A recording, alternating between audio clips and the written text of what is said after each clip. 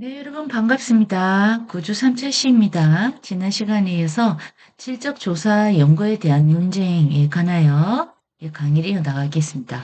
마댕이라는 학자는 1982년에 프로그램 평가에서 이제 이렇게 얘기하죠. 질적 조사 연구도 좋고 양적 조사 연구도 좋다. 그렇다면 이 두 개를 통합해서 생기면 그 얼마나 유익하냐. 그렇게 한번 논문을 좀 써보자. 이렇게 이제 얘기를 하고요. 그래서 그 유익한 점이 무엇이냐에 대해서 네 가지로 얘기하고 있습니다. 그래서 질적조사 연구 방법은 조사 도구를 구성하는 설문 항목, 설문을 어떻게 짤 것인가에 도움을 주고요. 또 경험적으로 검증된 개념, 이것을 어떻게 외적 타당도에 적용할 것이냐, 여기에 대한 고민을 이제 이 두 개를 통합하면 해결이 된다라고 보고 있는 것이죠. 그래서 외적 타당도를 제공한다는 말은 즉 일반화할 수 있는 데 도움을 준다는 것입니다. 두 번째는 질적조사 연구 방법에서 연구자의 현장 기록은 양적 조사 연구의 조사 결과를 설명하고 보충하는 구체적인 사례로 활용될 수도 있다라고 말하고 있습니다. 네, 그래서 우리가 이제 볼 때 이 질적조사 연구라고 할 경우에는요, 보통은 다, 이게 일반화하기도 어렵고 신뢰할 만한가에 대한 고민을 하게 되는데요. 연구자가 현장 기록을 하면서 직접 눈으로 보고 듣고 관찰하고 기록하고 하는 이런 일들은 오히려 더 신뢰성을 높여준다고 하죠. 현장 기록이기 때문이겠죠. 그래서 눈으로 보았다, 관찰했다, 상당히 중요하고요. 양적 연구의 조사 결과에는 우리가 앞서 배웠지만 한계 좀 더 많이 있었죠. 그래서 그것을 보충해주는 자료가 될 것이다. 또 어려운 점은 대신 질적조사 연구도 하고 양적조사, 이 양적 연구도 하고 하니까 시간은 사실 더 많이 걸릴 수 있겠죠. 그렇지만 두 개를 통합함으로 해서 오히려 더 외적 타당도는 높아질 것이다 라고 보고 있습니다. 자, 다시 한번 얘기 드리면 외적 타당도란 즉 일반화할 수 있다. 연구실 안이 아니라 연구실 밖에서도 활용할 수 있다는 것이죠. 자, 3번을 보시면요. 양적 조사 연구 방법에서 그 대상자가 대표성을 띠는지 대표성을 띠지 못한 사람인지로 이제 구성되어 있고요. 그것을 이제 확인해 주는 후속 인터뷰나 관찰 이런 게 들어간데 얼마나 좋을까. 이때 후속 인터뷰나 관찰이 바로 뭐가 될까요? 양적이 아니라 질적 연구 방법에 활용되는 것들이라는 것이죠. 네 번째는 양적 조사 연구 방법은 데이터를 수집하는 데에서도 엘리트 편향을 수정하고 좀 더 큰 규모로 데이터를 체계적으로 수집하도록 해서 질적 조사 연구의 결과에 대한 타당성을 확보함으로써 질적 연구자에게 도움을 줄 수 있다. 질적 연구를 선호하시는 분도 계시고 양적 연구를 선호하시는 분도 계세요. 근데 이제 학자들마다 양적 연구가 더 정확한 데이터로 일반화할 수 있는 논문이 필요한 것이지, 이 질적 연구 일반화할 수 없는 내용 그 사람이 특화되어 있다라고 말하기도 하거든요. 자, 그래서 이 질적 연구는 타당성을 확보하지 못한다. 그런데 이제 이런 말 할 수 없는 게 이 두 개를 동시에 할 경우는 어때요? 양적 연구도 하고 질적 연구도 할 경우에는 바로 이 타당성 확보하는 데 상당히 유리하다. 이렇게 보고 있는 것입니다.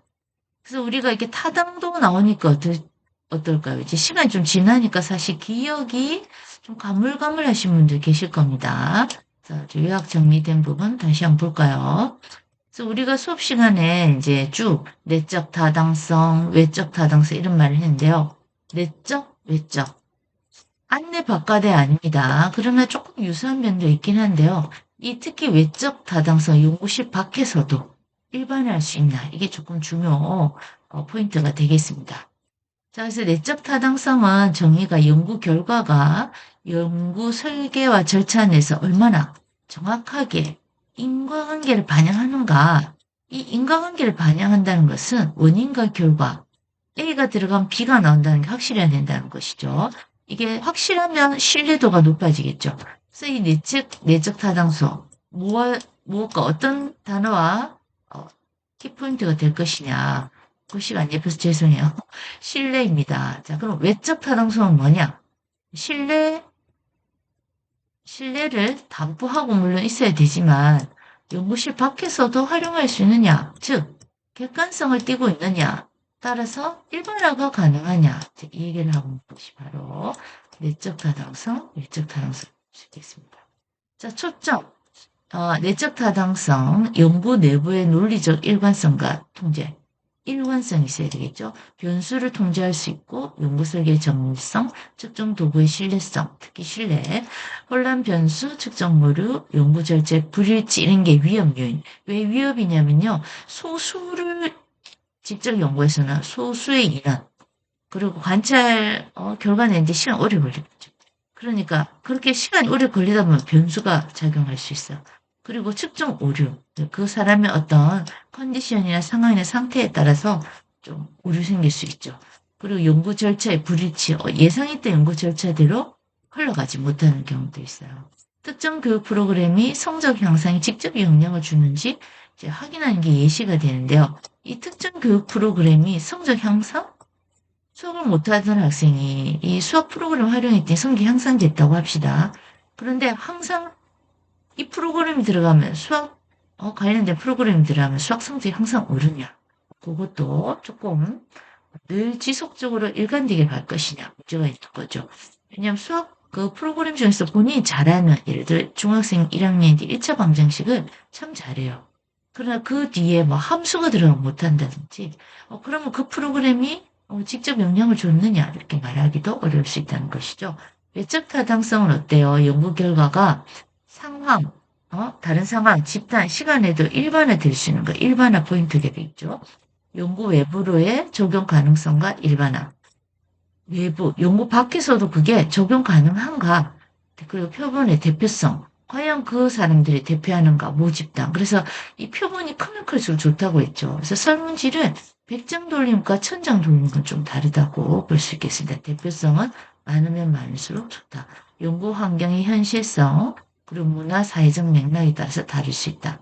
표본 편향인데요. 편향은 연구자의 주관이 좀 개입될 가능성도 있는 것이죠. 그래서 본인이 그 결과를 얻고자 하는 그런 유혹을 따지기가 힘들 수도 있죠. 그리고 실험 조건, 비현실적일 수도 있고 문화적 차이도 있고 그 교육 프로그램이 다른 학교나 다른 나라에서 효과가 있는지를 검증해야 하는데 뭐 국내에서만 해봤다는 거예요. 그러나 예를 들어 뭐 미국이나 영국에서 했다. 다른 나라. 그 나라 학생들 한국 학생들보다 수학을 좀 못한다고 하죠. 과연 그럼 효과가 있을까?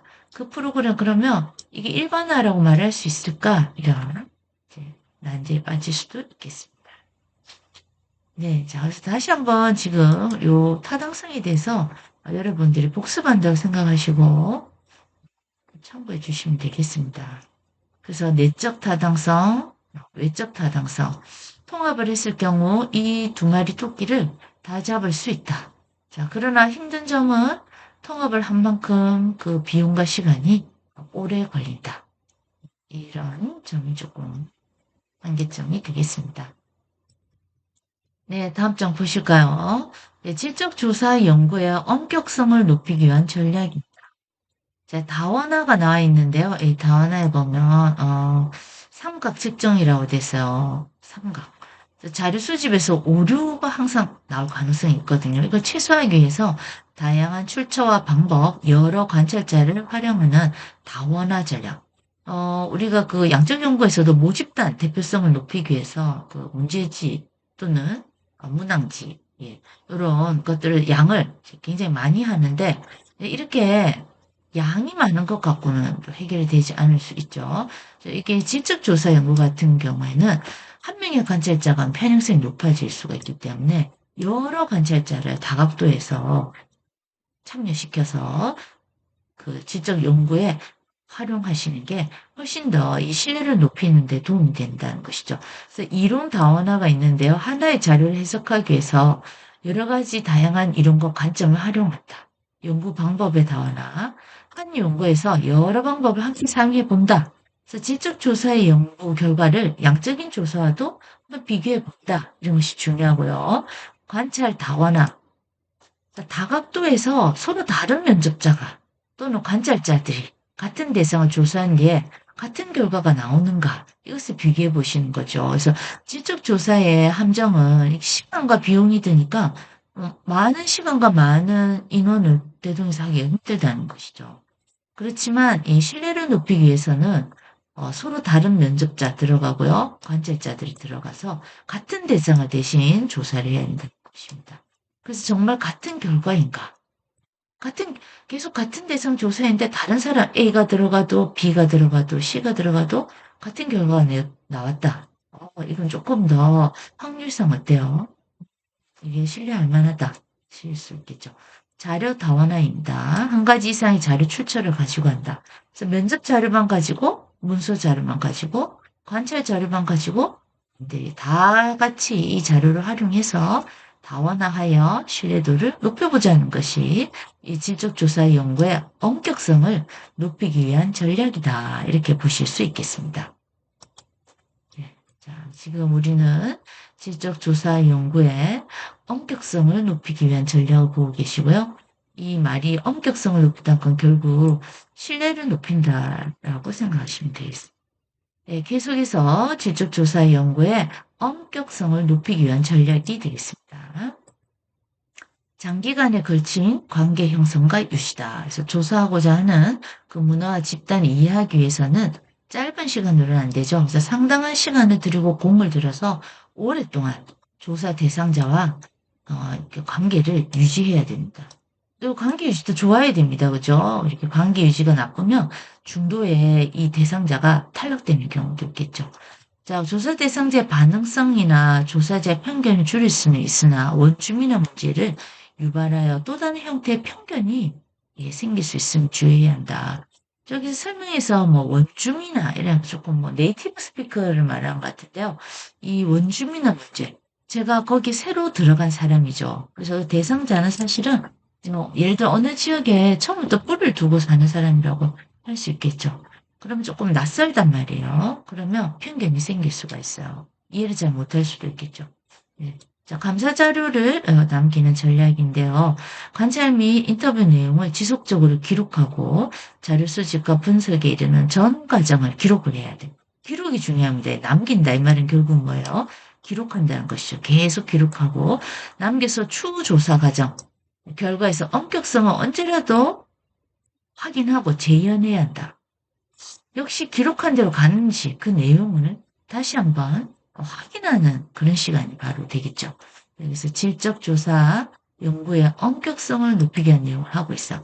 장기간에 걸쳐서 할 것, 조사 대상자와 좋은 관계를 유지하고 편견이 생기지 않도록 할 것, 그리고 지속적으로 장기간 기록하고 또 그걸 결과로 남겨두고 재현해 봐야 한다. 이런 내용까지 담고 있습니다. 예, 다음 계속 가겠습니다. 이제는 지적조사 연구의 엄격성을 높이기 위한 네 번째, 다섯 번째 전략이 있는데요. 예, 동료 집단의 조언을 구하거나 점검을 받는다. 왜 이렇게 조언을 구해야 할까요? 동료 집단에. 현장 연구나 자료 분석 과정상 항상 변수와 어려움이 존재합니다. 그래서 누군가의 지지나 이런 코멘트를 받는 게 좋고요. 조사 연구자가 특히 편견에 빠지면 안 됩니다. 편견.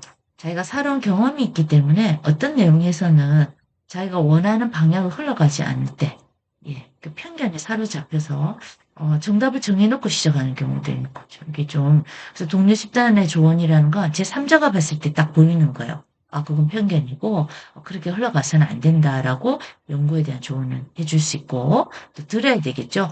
자, 그리고 양 연구의 결과를 연구 참여를 통해서 다시 재확인한다. 이는 연구 참여하는 사람들의 관점이 존중되는 철학적 기반을 가지고 있고 지적조사 연구가 지니고 있는 이런 특징이에요. 이런 과정을 통해서 조사 연구자 자기 자신의 오류를 수정하고 새로운 통찰력을 얻을 수 있겠죠. 그래서 재확인한다. 재현과 유사하기도 하는데요. 과연 이 연구가 신뢰할 만한 것인가? 그래서 조금 어, A라는 관찰 대상자, 관찰자, B라는 참여 대상자가 있을 때 A가 아니라 C가 들어가도 이 B를 봤을 때 같은 결과가 나오는지 이런 것도 재확인하는 방법에 들어갈 수 있겠습니다. 자, 지금까지 이렇게 질적 조사 연구의 엄격성을 높이기 위한 전략에 대해서 계속 얘기하고 있습니다.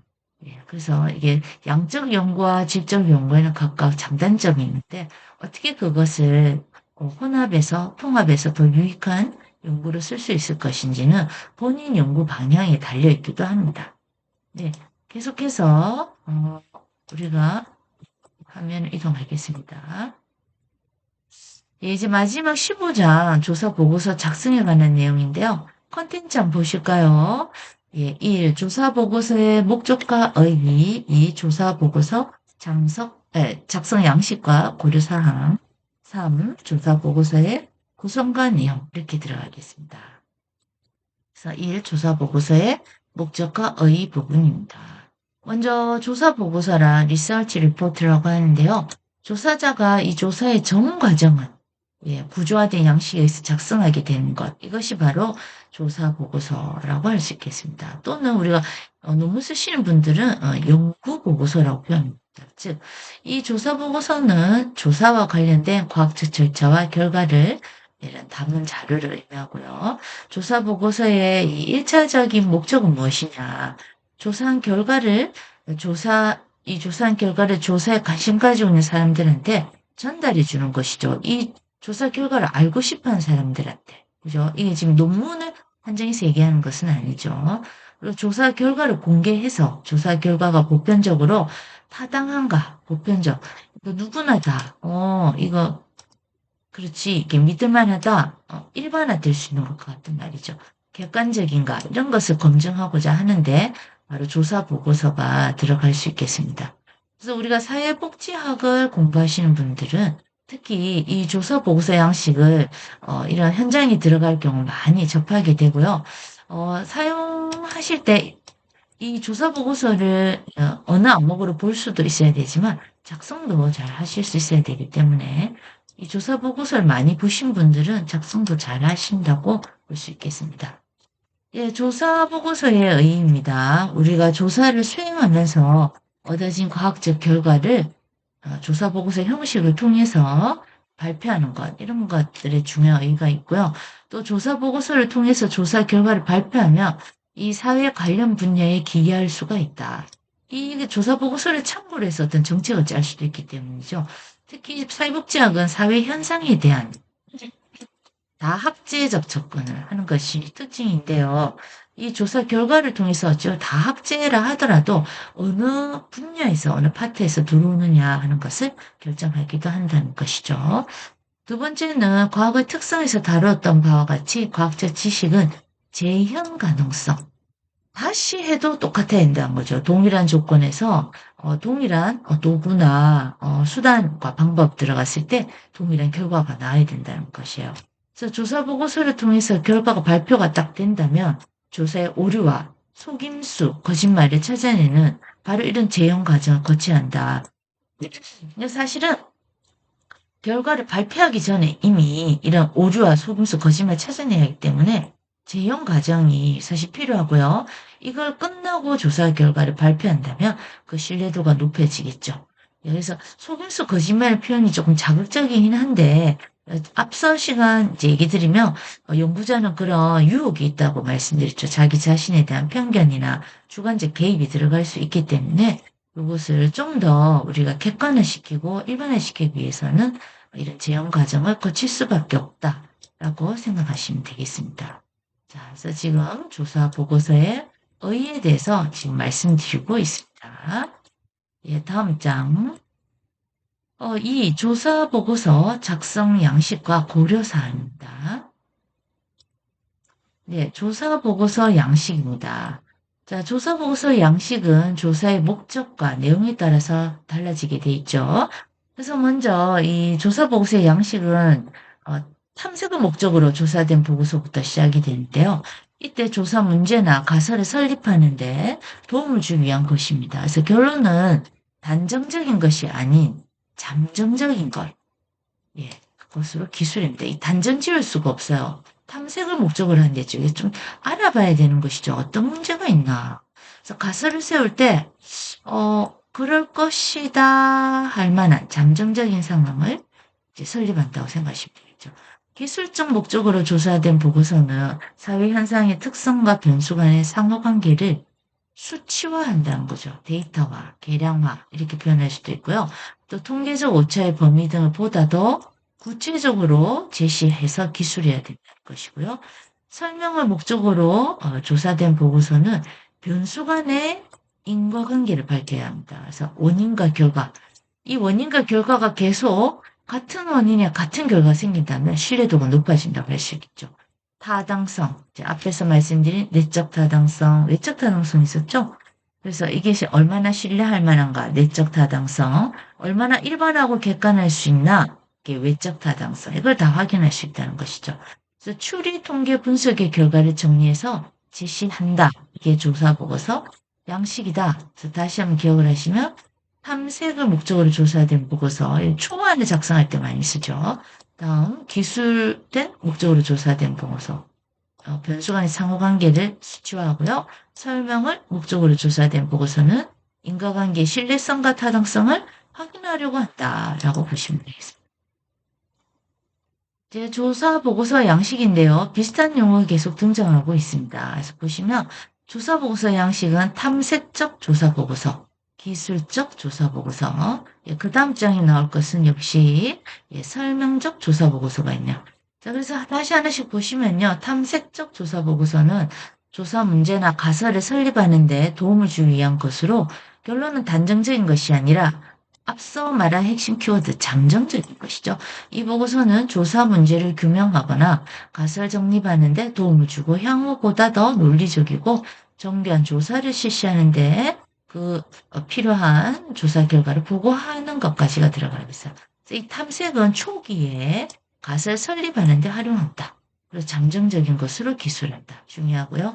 기술적 조사 보고서는 사회 현상의 특성과 변수 간의 상호관계를 본다 그랬죠. 이것을 수치화하고 통계적 오차 범위를 이제 구체적으로 제시해서 기술하는 것이 기술적 조사 보고서다라고 보실 수 있겠습니다.